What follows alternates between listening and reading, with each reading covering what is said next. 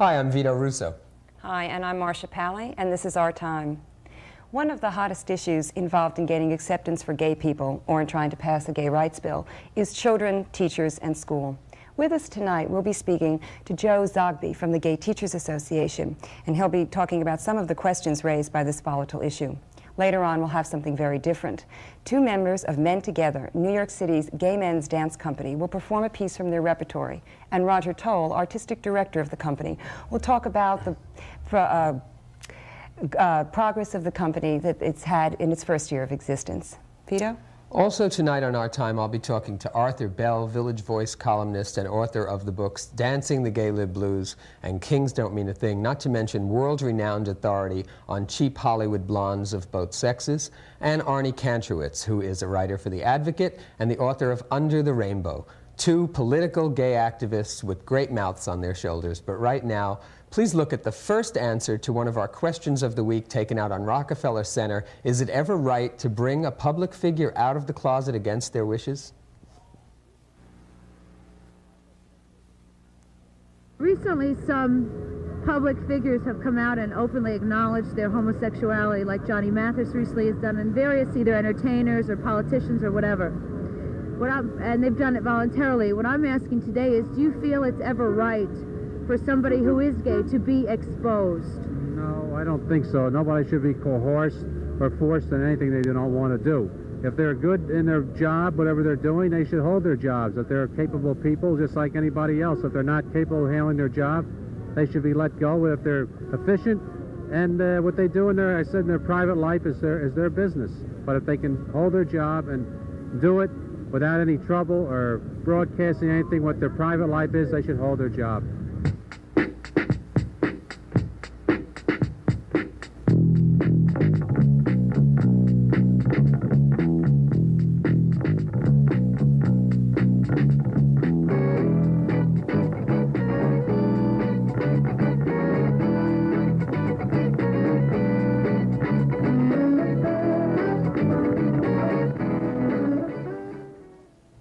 As you all know, New York City's Intro 1, better known as the Gay Rights Bill, went down in defeat after bitter and emotional debate at City Hall. There was much talk of moral backsliding of our city and the decay of our national fiber. With us tonight, we have Joe Zogby from Gay Teachers Association to discuss some of the implications of what was said at that hearing. But first, we'd like to show you a clip from that hearing. Coming on the monitor, we have Dr. Abraham Morowitz. Let's take a look at some of the footage from City Hall. The organizations which I represent have had a lifelong concern for the disadvantaged, the poor, the underprivileged, and those in society who are the subject of discrimination. We have diligently and consistently worked hard to improve the lot of these people.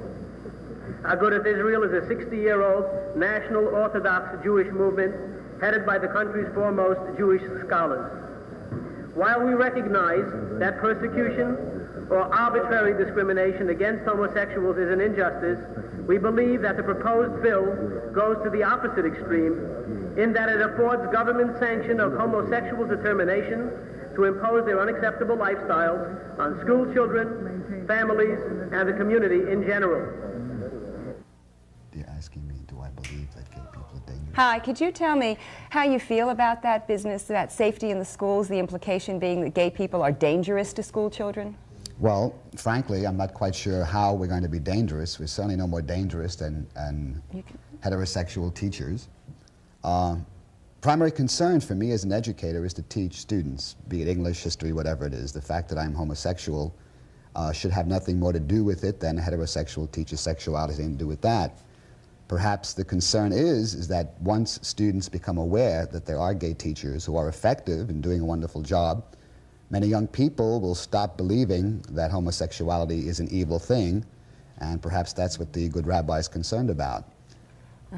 So the next generation of school kids won't be as homophobic as the past generation? I hope so. I know in the years I've been out at John Dewey High School, a number of students have come a long way in terms of how they believe, or what they believe about homosexuality, and on the whole, it's been a tremendous experience because these kids have had a lot of stereotypes, and once they get to know that someone is gay and relate to them as a teacher And as a person, there are loads and loads of changes in attitude, and it's an amazing process. And if that's what they're afraid of, you know, then it's just too bad. Do your students know that you're gay? Yes, they do. Is Yes. that you, by choice, you come out to them in some way or another? Yeah, well, a number of years ago, I was going to appear on a television show, and that was going to happen, so I decided at that point I might as well let them know, and I did, and it was no problem. It was just something that was really tremendous. In fact, a number of these students appeared on TV shows on CBS and NBC to kind of support their gay teacher. Oh, And, that's terrific. Yeah, it really is. That's it really terrific, is. yeah. Does the Gay Teachers Association do, or maybe I should ask, what do they do to bring this kind of information to the public, to dispel the myth that gay teachers are going to molest the same-sex students in their class? I mean, which I think is a fear that parents drum up from somewhere. Yeah, well, part of our organization is a speakers bureau. And fortunately, we have a number of teachers who are willing to go out and speak. And we have spoken at PTA meetings, at colleges, at high schools. We've gone into classrooms at various high schools throughout the city. We meet with boards of education representatives, local school board people. We have met with union leaders, the UFT, which is the Union for New York City Teachers. We've met with state union leaders. All of this process has been just bringing more and more information. We have people now who are working on getting more materials in libraries, and slowly and surely we're making a tremendous dent. How long has Gay Teachers Association been operating? Well, it's now since September of 1974, so it's going to be almost 9 years, yes. Yeah. We have a membership of about 300 people.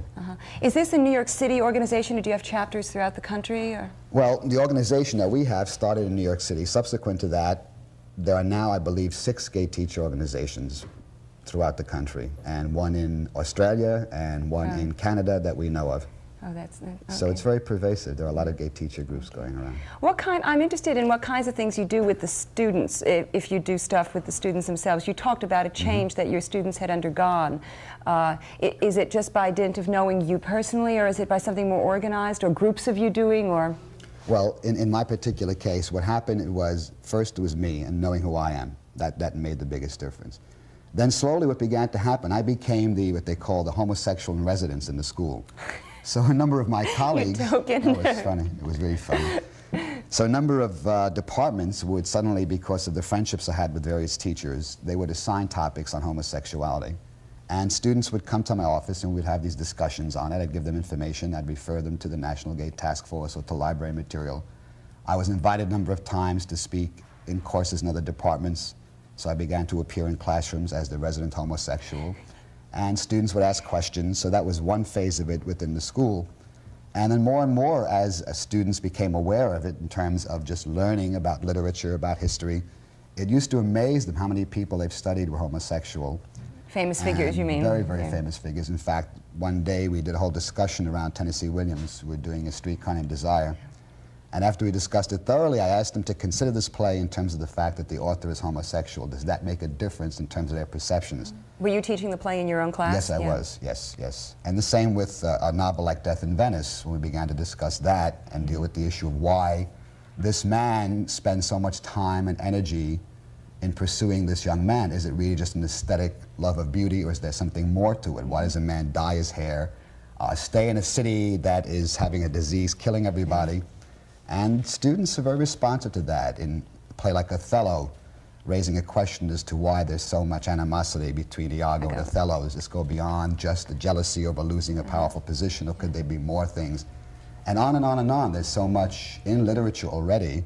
Oh, sure. And students respond quite favorably. They don't freak out. You know, a lot of people seem to think they will, but they don't. They're curious. They want to know. Have you ever had the opposite experience from your students? It's I know, you know, at high school it's time for establishing identity, and I remember from my high school days, some guys get very concerned with being very macho, more so than they would be even later on in life, because you have puberty and because of becoming independent and establishing that independent identity. And I was wondering if you get any backlash in some sense from your students who want to prove how virile they are. Yeah. There are some who would make some catcalls from down the hall, that kind of thing. To you? At me. You're not to me. They were kind of afraid. Behind your back. I'd walk down the hall and I'd turn a band and I'd hear something like, "You, sweetie," or behind my back. Oh. That was very, very rare. Swell, yeah. Very, very rare. There's a wonderful story I'd like to share with you because I think it really epitomizes what happens with young people when they're left to grow on their own with support and encouragement. There's a young man who would be labeled, I guess, generally as a real macho Italian hitter type who began to come around my office and get very curious about what a homosexual is all about. And we got to be friends. He was in my class a few times. At graduation time, we were sitting on the campus, and he had his shirt off, and this was in June. And he's a very handsome, well-built, powerful young man. And I'm talking with him and one of his friends. And after about 5 minutes, he turns to me and he says, "Mr. Zogby, I have to ask you a question." And I said, "Yes, what is it, Gus?" He said, "Does it bother you that I'm sitting here with my shirt off? I know if there were a woman sitting here with her top off, I'd be very uncomfortable. So I'd be very happy to put it on if it's going to distract you." So I kind of smiled and I said, "No, it's okay." But that kind of thoughtfulness coming from this so-called gangster kid. Right. being He wasn't conscious. baiting you. He was Right, really he was. trying He to was be totally sincere. Yeah. Before we finish, I want to get onto another topic, Sure. which is the question of losing jobs and the whole legal status of being the status of gay people in the schools. Have you personally, or has the Gay Teachers Association been involved in saving jobs for gay teachers and involved in scandals if a teacher is, or any kind of difficulty? Yeah, we have supported a couple of teachers who were accused of trying to proselytize in classrooms, and it's always worked out because basically the Board of Ed has written policies stating that there's no discrimination against gay and lesbian teachers. It hasn't been officially put into the bylaws, but there are written statements by the chancellor and by people from the board. There were 2 teachers specifically that had problems, and we addressed them quickly, and it was resolved very quickly. So there's been, as far as we know, no teacher who's really been let go. They really don't do that. In New York City? In New York City, right. What would be considered proselytizing? Talking about Iago and Othello? Well, no one is willing to define that. I think what they want to say is... Of course not. It's just getting up and saying that homosexuality is all right and talking about it in a positive sense. I think that's what they mean. And one of the things that we keep saying to them, and slowly it's beginning to sink in, that a human being can proselytize feelings. You can proselytize ideas. And homosexuality, sexuality is a feeling. You can't really make someone feel something that he or she doesn't feel. So it's not catchy. Is that, in other words, it's not catchy, right? But you can proselytize acceptance of gay people. Right. And do parents or city officials become upset with that? The idea that it would become accepted? It depends on the school and who you're dealing with. I had one parent come up a little upset because I was teaching some poems by Kafafi and talking about homosexuality. Unfortunately, she quieted down when I asked her why she was a part of the Italian Civil Rights League. She happened to be Italian, and she talked about the need to remove stereotypes about Italians. It kind of stopped her suddenly, and she said, "I understand," and that was that. Okay. So it works out pretty well. I think if people are just honest in themselves, the issue begins to take on less significance. Okay. Thanks very much. Sure, thank you. You've given a lot of, it's very interesting to me to hear the personal end of it from the kids. Doesn't sound at all like what high school was when I was in high school. Coming up now, we have Tom Steele performing a spoof on a night at what it might be like at the Gay Hotline. Here we go. Hello, Gay Hotline. Well, yes, I'm not gay myself, you see, but my son is. Yes, I'm what is known in Greenwich Village as a parent of a gay. Or in the New York Times as a parent of an avowed homosexual. Yes, sort of like Mrs. Da Vinci and Mrs. Michelangelo. Yes, but you see, little Teddy isn't really all that bright. No, it's all he can do to be gay. Hello, Gay Hotline. Oh, you've just come out? Well, that's wonderful. You know what happens now, don't you? Well, you just get gayer and gayer and gayer. Hello, Gay Hotline? No, I'm sorry, that's just a rumor. Quentin Crisp is not the same person as Lillian Hellman. Well, have you ever seen them in the same room together? Hello, Gay Hotline? Oh, sir, you have quite an imagination. But I'm going to keep this receiver right here in my hand where it belongs, thank you. Hello, Gay Hotline? Oh, yes, sir, there are many gay fathers in the metropolitan area. Yes, we do have recommendations about how you should tell the children. Well, we feel it's best to choose a time when they're subdued and relaxed. Yes, bedtime is an excellent time. Simply tuck them in and say to them, "This little piggy went to market, and this little piggy came home, And this little piggy had roast beef, and this little pig is a flaming queen. Hello, gay hotline. No, I'm sorry, sir.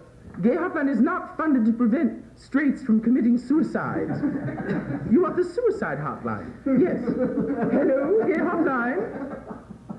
No, Merrily We Roll Along ran for 12 performances, not 16. No, there will be no revival. Hello, gay hotline. Oh, no, I'm sorry. Was it a bad fight? Oh, that's awful. How long has he been gone? 45 minutes? Oh, well, I want you to clap your hands if you believe he's coming back. That's right. Clap along with me. That's right. Yes, you see. Oh, is that the buzzer? Oh, you see he's back. Thank you.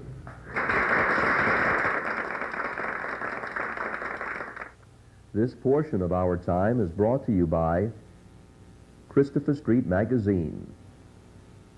Recently, some public figures have, like Johnny Mathis, have openly acknowledged their homosexuality voluntarily. But what I'm asking today is, do you ever feel it's appropriate or morally right to expose somebody who is a gay person? Never, because I don't understand what the purpose of that would be, except for exploitation, except for someone else's gain, except for somebody else wanting to put down someone.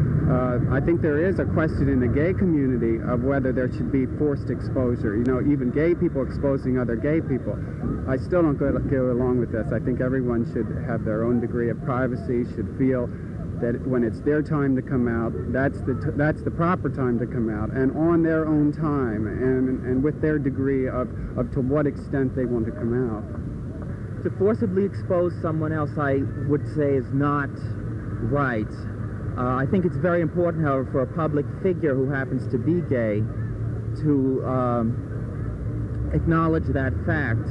I think, today, social conditions being what they are, with teachers being fired and people putting their jobs on the line, gay people putting their jobs on the line all the time, I think it's important for somebody who has power, for somebody who has money, who has some kind of authority, to use that in a positive way. I think that if somebody wants to expose himself, that's fine. I don't think any other person should expose somebody else's name. No, definitely not. I mean, what a person does, in the confines of their home or anywhere else is their business, as long as they're not hurting anybody, or bothering anybody, and, they can, live and let live, really. Well, I think everyone has a right to a private life, and I don't see why anyone's sex life should be discussed in public in the first place. It's just a private matter.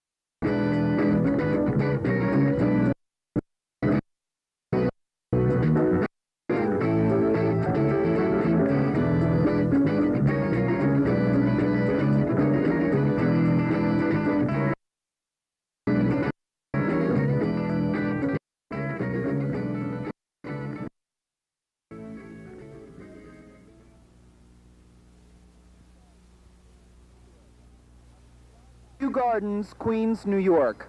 On a July night in 1969, almost 50 trees were mysteriously chopped down here. Some say the police allowed it to happen.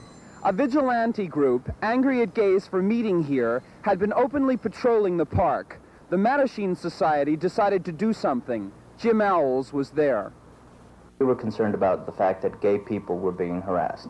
Not just gay people down in the village, but gay people out in Queens. This was the first demonstration outside of Manhattan. We didn't know once we got out there what we were going to encounter. The reaction, of course, turned out to be your typical blasé New York, in terms of the fact that gay people out in Queens knew that there were people and that there was a community that cared about them. New trees were planted, and a brief police investigation produced no arrests.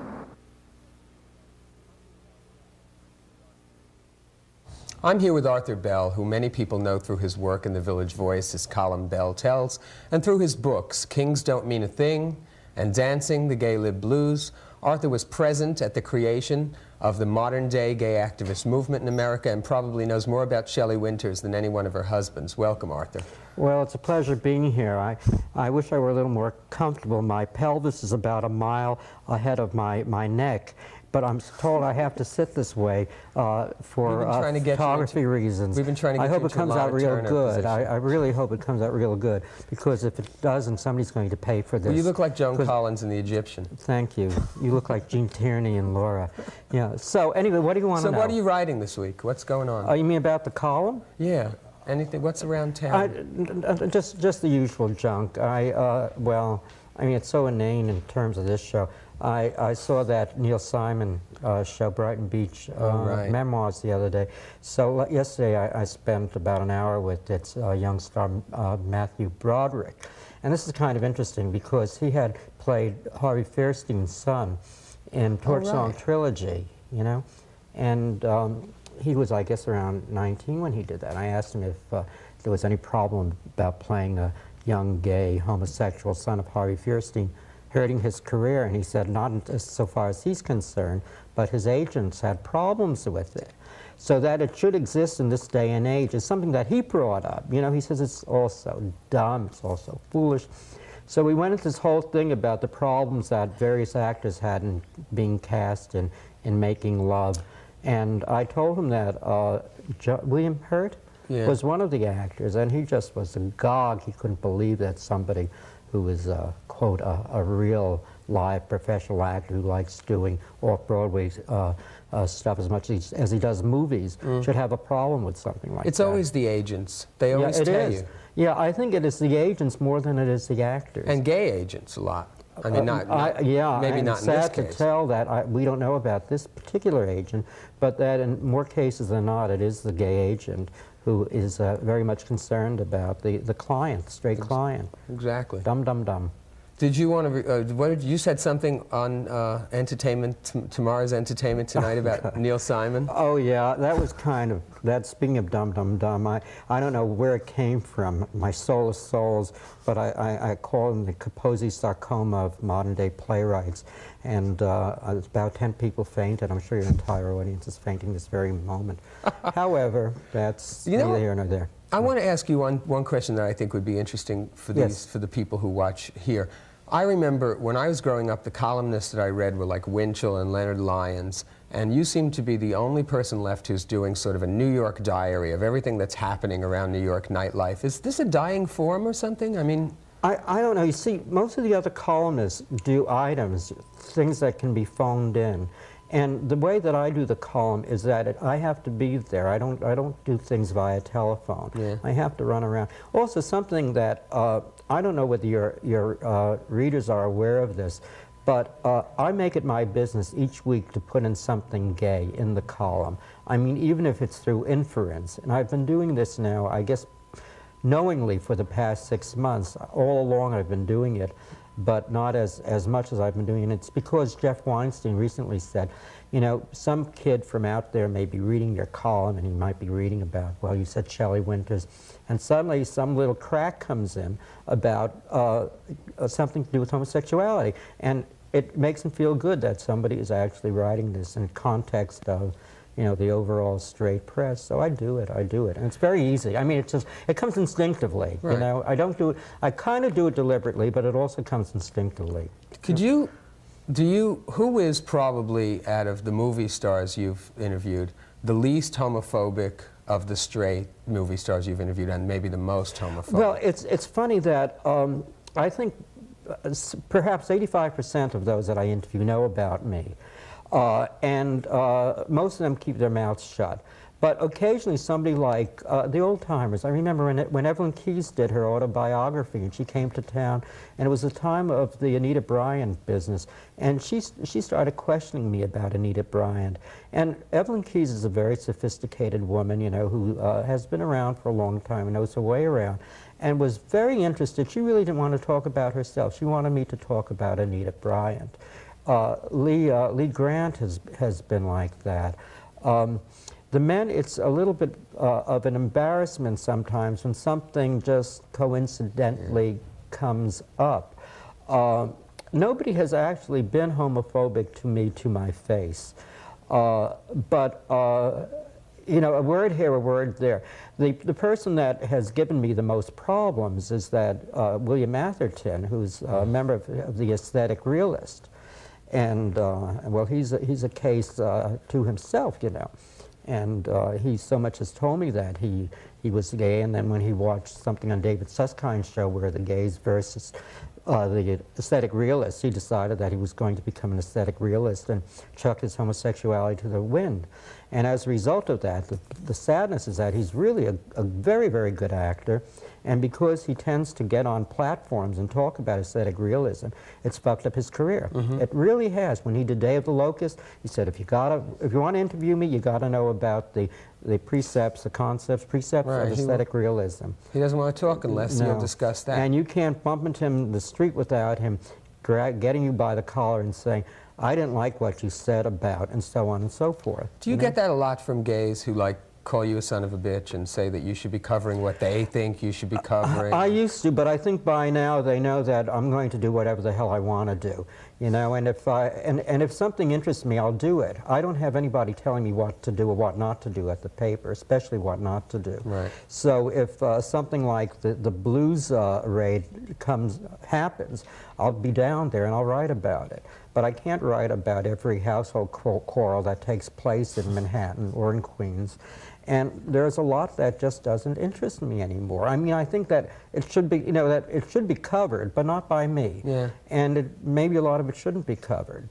I think at this point in my career, I feel that all of that is instinctive, it's natural, blah, blah. And unless something really tremendous happens to whet my interest, I may say a word or two in the column, but I won't do a feature story on it. You know what I want to ask? We're asking, the questions on the street that we're asking today is, should you expose a public figure as being gay against their will? Is there, I don't know if you've ever discussed this, but is there a code, an unspoken code among columnists? Yeah, there is an unspoken code. You just don't do it. Ever?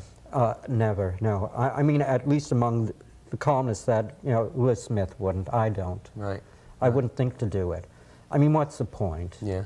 To titillate a few readers out there, who the hell cares, Yeah, exactly. It really doesn't matter. If Tennessee Williams wants to tell me that he's gay, I mean, we're talking about before he died, it's fine and dandy, we'll go ahead with it. But to bring somebody out is... you just don't do it, no. Did you actually give Queen Elizabeth II the amoebas? Yes, I did. I gave Queen Elizabeth the amoebas. What happened is that I was at a press conference with Kim Novak for The Mirror Cracked, and I had caught amoebas a week before, and I had just started Flagyl. And I took her hand, she kissed my hand, and then about a week later she shook Queen Elizabeth's hand at the royal premiere. And I figured that if anybody gave Queen Elizabeth amoebas, it had to be me via Kim Novak. That makes sense, doesn't it? It does, it really does. Yeah. Elizabeth Taylor was on that picture too. Was that when you met her and told her you still had her book about the squirrel or the chipmunk? Oh yeah, Elizabeth Taylor wrote a book called Nibbles and Me, about her pet chipmunk. She did this when she was around 10 or 11. And I have that book. It's probably worth $100,000 right now. And whenever she sees me, she calls me Nibbles. But it's true. It really is. Because she remembers that. I mean, you can tell Elizabeth Taylor that she's the most gorgeous thing on this earth, and she'll forget it. But if you tell her that you got a copy of Nibbles and Me, she'll remember it. I don't think too many of us do, actually. Well, is it well written and pithy and trenchant and now? It's neither pithy nor trenchant nor now. It's very when. It's very when. And then. Yeah, but it's charming, you know. She's nice. We like her, don't we? We do like her. We do. You're going to see her in Private Lives, aren't you? Oh, yeah, you are too. Well, you better. Come with me, okay? We'll see Private Lives together. Do you have a hate list still, or do people still have a hate list for you? I'm sure they do Ruth for Gordon me. fan club? But there are some people that I just don't like, and it has more to do with their dispositions than anything. Ruth Gordon is certainly one of them. And Margaret, I don't dislike. I dislike her acting pretty well, but I don't dislike her as a person. Did her agent really put out a contract? Yeah, he put out a contract. He wanted to see me bumped off, and he told me that he had a mafia contract on my life, as a result of which I went up to Clay Felker, who was then the publisher of The Voice, and I said, look, I got a contract out on my life. Can you give me a contract? I want a column. And he said, yeah. So that's how the column came to be. I mean, it's far more intricate than that, and it's been written up in, you know, God knows where. It was as a result of something you said about her? Yeah, it was something that I had interviewed Anne Margaret the day that Tommy opened, and the poor thing was at her wit's end, and she cried, and she told me that her favorite dessert was wedding cake, and I printed all of this stuff, you know. I mean, I don't make things up, you know. A little I do every now and then, but I didn't make that up. And I just sort of sat back and let her talk for herself. And the agent it was Alan Carr. That's right. He was just mortified, and he called me over and he told me that he had paid some people some money to bump me off. I was at a point in my life when my roommate had just moved out. So I went to the guy who ran the paper, and I said, listen, this is what happened last night. I'm afraid. What should I do? He said, you want protection? I said, yeah. And he said, well, how would a column do? I said, that'll do just right for the time being. Well, in a few seconds we've got left. Are you going to the Tony Awards this year, or is Alex Cohen No, still? I won't go to the Tonys anymore. They're better to watch at home. I am going to the circus. Oh, good. Yeah. I'll see you at the circus. I should tell you, too, Vito, that the first couple of shows I wasn't particularly crazy about, but the last couple of shows I just thought were terrific. This show? Yeah, this particular show. Oh, thank you. And the one that you did with the teacher being interviewed by Jay. Oh, yeah.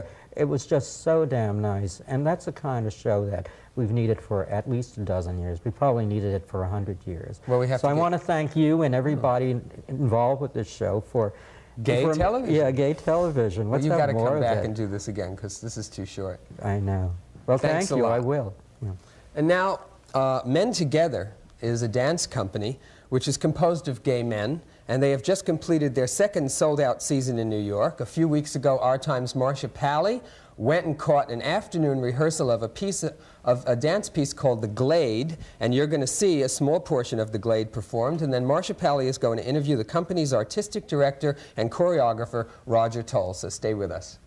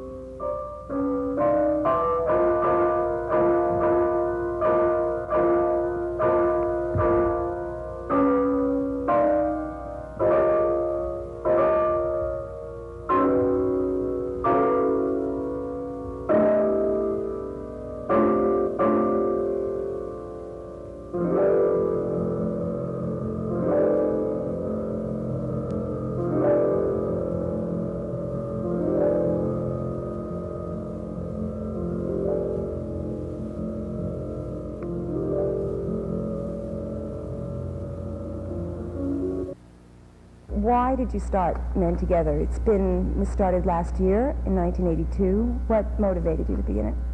Well, one of the main things was my own desire to choreograph works out of my own experience as a gay man, and I found that when I was producing my work in New York in a straight context, that the audiences, the press, and the dancers that I was working with at the time, there was a feeling of resistance to that. So I wanted to start working as a choreographer that way. Found other choreographers also who were interested in choreographing pieces with specifically gay content. It's a supportive environment for dancers and choreographers who want to work within the gay context. It's also a forum for dances that have been previously produced by other choreographers for their own companies or other companies which have gay content which we feel like should be preserved and presented to a primarily gay audience, which is what our audience is. Let me ask you a question. You mentioned gay context and gay content. Could you talk about what kind of things you're dealing with specifically? What are you dealing with when you mean those terms? Well, I think as we saw in The Glade, there are moments in dances which involve two men together, which are very sensitive, which can be very sensitive, vulnerable, tender moments. Those moments are very difficult to fake on stage. If you are not personally involved in a gay lifestyle, it's very difficult. At least that's what I found with the straight men that I worked with, that I choreographed for, and discovered that they just were not comfortable doing some of the things with other men, some of the duet partnering stuff. So I think that is one of the things. Gay content involves relationships between men that are other than the stereotypical macho American male, beat 'em up or competitiveness. Are you dealing both with relationships between gay men and also about, the last thing you said sounded like an examination of genders, gender expectations in our society, what men are supposed to be? Are you dealing with that? Yeah, there's definitely that involved too. I think a lot of real important for me in my own choreography has been to break down what I saw were gender role stereotypes. Even when I was working with several years ago with a company composed of men and women, the roles for men and women were always mushy. I always made sure that the roles for women had strength in them and the roles for men had tenderness in them, opposite to sort of the stereotypical dancing roles. Well, we certainly saw that in The Glade, and before I forget, I'd just like to mention that The Glade was choreographed by Jeff Duncan, is that correct? Right. And performed by Ronald Dabney and Long Nguyen, and it will be performed in your season in New York. There are so many men who are gay in the dance field, in New York and elsewhere. How does working in Men Together differ from being a gay male and a predominantly gay male dance company that is not Men Together? I have a little story to tell. I used to work with a straight company, obviously. Most of us who've danced with other companies have danced with straight companies. There being very few of these. It was we were doing a lot of touring, artists in the schools kinds of things with children. We got a little lecture before we would go out on tour from our artistic director about appropriate behavior on tour, how to represent the company. And one of the very clearest things she had to say was, we all know within the company what your sex life is like and who you're sleeping with and all of that, but the kids don't need to know. And if she suggested, I never really followed this suggestion, but she suggested that if asked, that we somehow turn the conversation to another direction. Did she expect a fifth grader to say, "Hey, are you guys gay"? We were afraid of that. Actually, that never happened. And we always had a time for the kids to ask us questions. They never asked that specifically, but they frequently asked, "Are you married?" so we could just say no. Did it anger you when you were essentially told to closet to, the next generation of school kids, some of whom might be gay already or might grow up to be gay? It irritated me. At that point, there was no anger because I was real unsure of myself. I think it would irritate me a lot more now, and I might decide not to do it. I think that would be probably my choice. Not to closet? Not to closet. Well, and not to perform, if asked to closet. There is something to be said for when you're on tour with a company being a responsible representative of the company. It's so, and believing that, it's more important for me now to be part of a gay company so that being responsible to it means being very open about who I am. That's great. Yeah, that's nicely said. Thanks. A little while ago, just before the dance piece, you saw a Stonewall Minute, which was produced for our time by Joe Windish. We're going to be having a Stonewall Minute on every show, reclaiming a little bit of history for you before the 1970s from now on. I'm sitting now with Arnie Kantrowitz, who is the author of Under the Rainbow, Growing Up Gay, and also writes for The Advocate, and has been in the gay movement since the end of 1969, beginning of 1970. Did you get involved around early 1970? Was that right? March 1970. Yeah.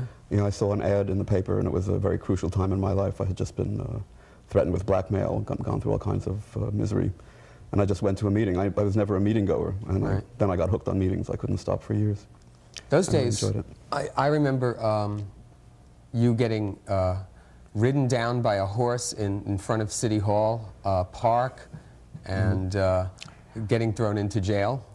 Do you miss being in jail? Do you miss those desperately. The decor isn't too nice, but people were really swell. I mean, do you miss those days when everybody was I miss the racing excitement of those days. I miss the sense of every day was full of new adventures and doing things that they said couldn't be done, and feeling like we were making the world better somehow. And in spite of the miserable shape it's in now, I think we did. You still see, there's an interview this week in Rolling Stone with Joan Baez, and I just read it last night. And one of the things she says, he asked her, how can you keep going? You're still this child of the 60s. And she said, we all have the illusion that as long as we're working, that things are getting better. And do you think that that's basically true, that as long as there are people out there trying, that things have, because she didn't seem to have much hope, ultimately, she said that she thinks they're going to blow us all up. Well, they may blow us all up, but we should be, working till the bitter end. It reminds me of the story On the Beach by Neville Shute, where people just couldn't give up because they knew they were going to die. Everyone's going to die eventually. The world is going to end eventually. Even if it's in our time, it doesn't matter. We still have to keep on doing what we're here to do. And for gay people, it's a little different than for other people. I think some of the movements might feel a little dispirited, and gay people might choose to, but I think a wonderful thing has happened since 1969. I know it really started much earlier than 1969. I've been doing some reading, John DeMilio's book, for example, about the history of the movement since 1940. And actually, gay matters started in the 19th century and have been evolving towards Stonewall. And Stonewall was just a big explosion when it became real for America. Right. But since Stonewall, I've seen beautiful things happening. I'm a gay Jew. There's a gay temple. I'm a gay teacher. There are associations for gay teachers. In every area of gay life, something exciting is happening. That makes me happy, anyway. You teach at Staten Island? The College of Staten Island, yeah. College of Staten Island. And you come out to your students, your freshman students, like clockwork every year? Yeah, it's a kind of the chore of the semester, In my case, it's sort of like when you come out of the closet, you find yourself in the next closet, and you have to keep opening doors every year. Right.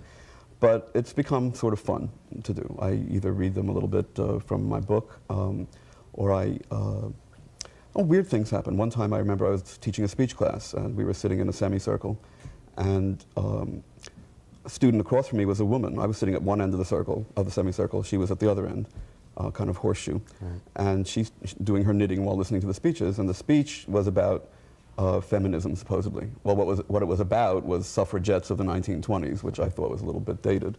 So in order to update the subject, I just took out my knitting. And this raised a little issue about sex roles in the class. And one way or another, it's easy enough to let the world know. Sometimes a student will use the word fag in class, and then I have to tell them that they don't know who everybody is, and the teacher happens to be a fag, and what are they going to do about that? Didn't somebody once say to you, I thought you people were supposed to hide? Yes, but that was a student of mine who was about 65 years old and ready for retirement. So I guess he wasn't aware of what was going on in the world. I made him aware. That's what a teacher's job is. Right. You're writing a lot of stuff for The Advocate now, and the most recent piece was a piece on this current sexual status of gay men in 1980s. Do you think, first of all, do you think that it has often been said that the gay male liberation has been largely a sexual revolution, whereas for lesbians it's been more of a political and emotional revolution, and that gay men seem to think that gay liberation means sexual liberation and almost nothing else? Do you think that that's been true for most of us? First, I can't say for most. For some people, sex has been the main thing that they've emerged with, but I think it's gay culture that's the revolution for us, that we are joining openly in all kinds of groupings, that we can operate in our professions and in our religions and in our artistic endeavors and whatever else we're doing, the gay men's chorus, the athletic teams and so on. That's the revolution that didn't exist before. Right. Gay bars existed a long time ago. Gay sex has existed since right after Adam and Eve, I think. Right. So that just the ability to do that en masse was exciting, and it distracted some people. It got them off the topic, but I think it's really coming together socially in new groups that's made a change in our lives, and that will be permanent. Well, your article in The Advocate was really widespread, was received with widespread acclaim, mainly because you talked about, is there a death of sex now with the AIDS crisis? And what were some of the conclusions, briefly, that you came to about the way we're dealing with each other sexually? Well, I'm one of the people who wrote a lot about, a lot of praise for the sexual freedoms of the 1970s, and I'm one of the people who enjoyed as many of them as I could. But we really have to rethink our lives now. This is not a minor issue. Freedom means responsibility, and we have to be responsible for ourselves and for each other. So I certainly don't think sex is dead, but just mindless sex is what has to go. We have to have sex with discretion. We have to care for ourselves and each other. And I, for one, have gotten involved in a relationship with one person instead of with everyone at the baths. Right. And I'm enjoying that. It's a whole new stage in my life. You think, you are a gay Jew, as you said. Now, you are well aware of the Orthodox Jewish position on the gay rights bill and homosexuality in general.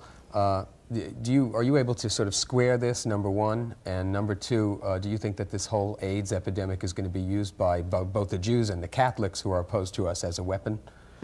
I think, yes, it's going to be used as a weapon as much as they possibly can, and that will, the effectiveness remains to be seen. It depends on whether a cure is found. Of course, it's a completely unfair weapon because we are the victims, not the perpetrators of this disease.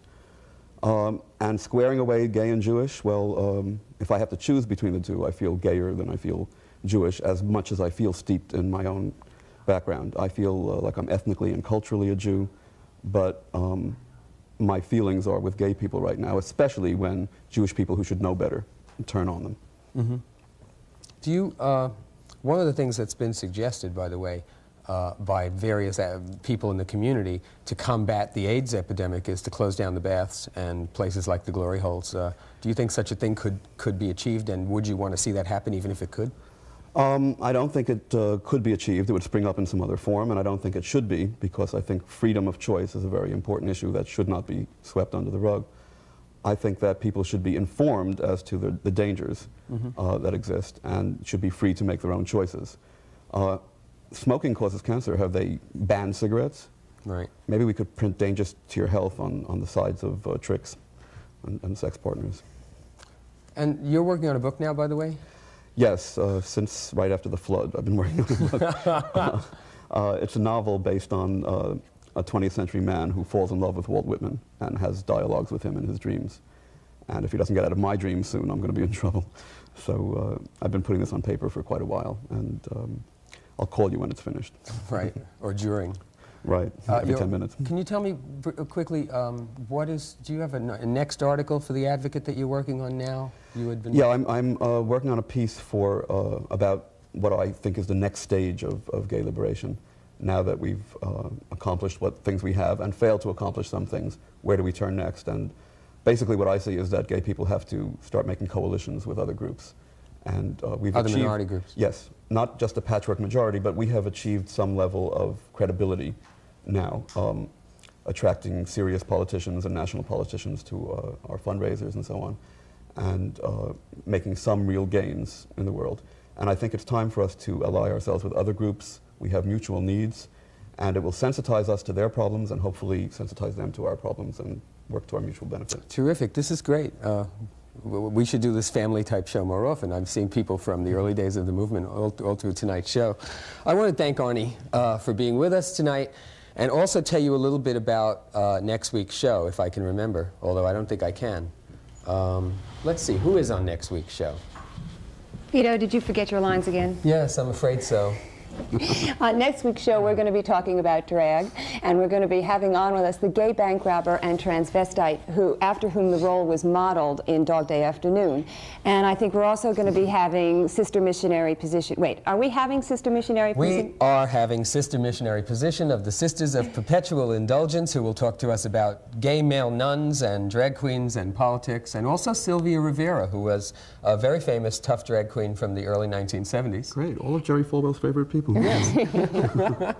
And on our drag show, Vito and I will have a few antics of our own for you. Now, since you screwed up everything else, are you going to get the address right? Oh, I'll tell them the address. If you want to write us a letter saying anything you like at all, please write to Our Time, WNYC TV, number 1 Center Street, New York City, 1007, and we will try to read your letters on the air. So for everybody at Our Time, good night, and Good night. Tune in next week. Recently, several public officials or entertainers, public figures have openly acknowledged their homosexuality and voluntarily have done so. What I'm asking today is, do you feel it's right for people to be dragged out of the closet? I think a public figure has a responsibility to the public, and I think the public should know the lives of those public figures. I think they should be brought out of the closet. Your private life, if you are a public figure, is part of the whole of you and the way you think and what motivates you.